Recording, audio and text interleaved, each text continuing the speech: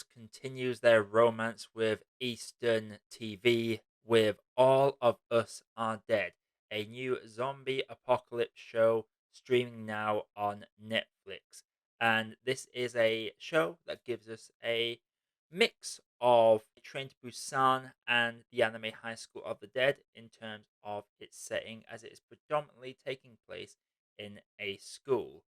You know what to expect from zombie movies. It is a group of survivors trying to survive a parasitic zombie outbreak, and this definitely has a strong showing with a lot of strong moments. All of Us Are Dead, I will say, starts off with an absolute bang. For starters, when everything begins, there is some really, really great cinematography. And what I mean by that is mostly the tracking and the panning that takes place. To set an example, there is a shot where we see the spread beginning to happen, and the camera will pan out and track to the upper floors of the school where oblivious students will be doing menial things like rock, paper, scissors games, etc., having no idea what is about to happen. There are some really great visuals when it comes to the zombie attacks,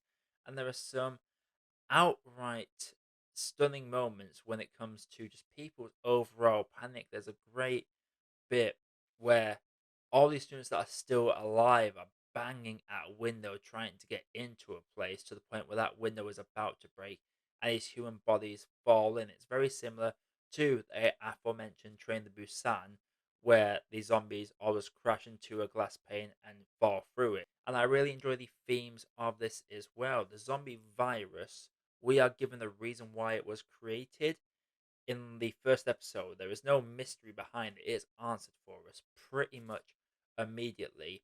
And I would say it's probably the most relatable and understandable reasons to create it, as it was not really an intentional virus, but you can sort of see where the creator was coming from, though they are very aware that there is something amiss with it.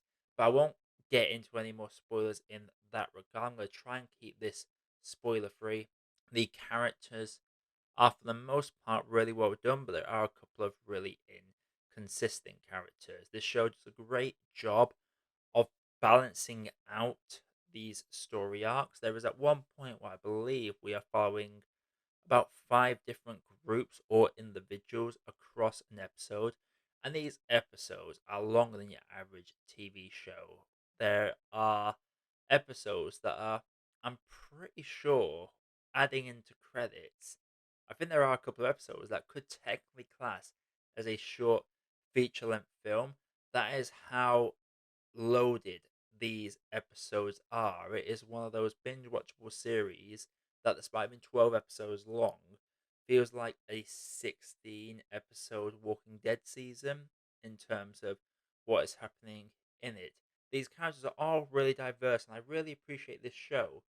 Gave us so many characters that if you watched a Western Hollywood movie with these characters in, you would be listing off these characters as just cannon fodder to feed to the zombies, and they honestly, none of them end up really being that. There are some that do fall that are underplayed, I would say. Like, there are some deaths that come out of nowhere, and there's some story arcs that remain very much unfulfilled and uncompleted when these characters meet their demise. But in terms of who you expect to survive and who you expect to die quite quickly, it really inverts them tropes, and you get a nice mixture of the unexpected and the expected survivors. In terms of antagonistic forces, there is a primary antagonist in this that is not the virus, that is intimidating at first, but he just gets a bit boring after a while. It becomes kind of exhausting seeing this individual keep coming back over and over again. And one of my big problems with this show is an inconsistency of a certain trope that's introduced about halfway through the show. I won't spoil what it is, but it sets up something that could be very interesting.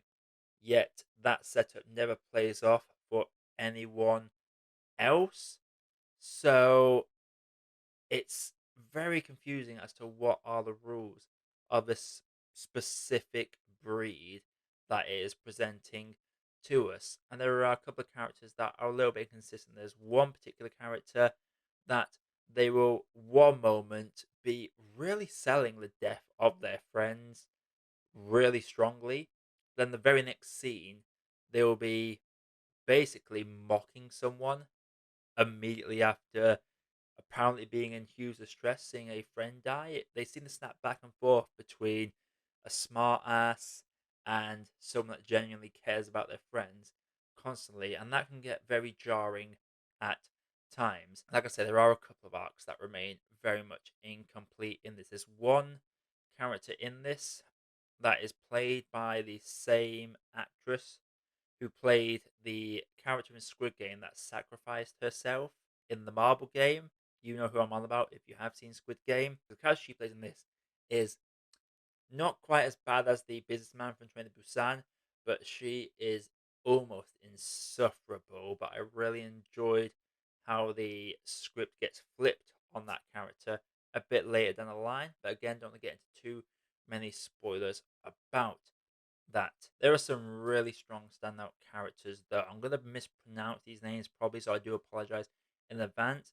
But the ones that stand out for me, outside our lead protagonist Chong San and Onjo and Soo Hyuk, there's Dae-soo, who I absolutely enjoyed, absolutely adored that character. Jun-young was a fun character as well. It's another one of those characters that you would just write off as an early zombie meet, but no, they very much do a solid job in their role. Harry and Minjin are great as well. There are a lot of really strong characters within this. Antagonistic forces can get a bit exhausting after a while, and like with a lot of these shows that seem to be coming on Netflix, they start off really strong.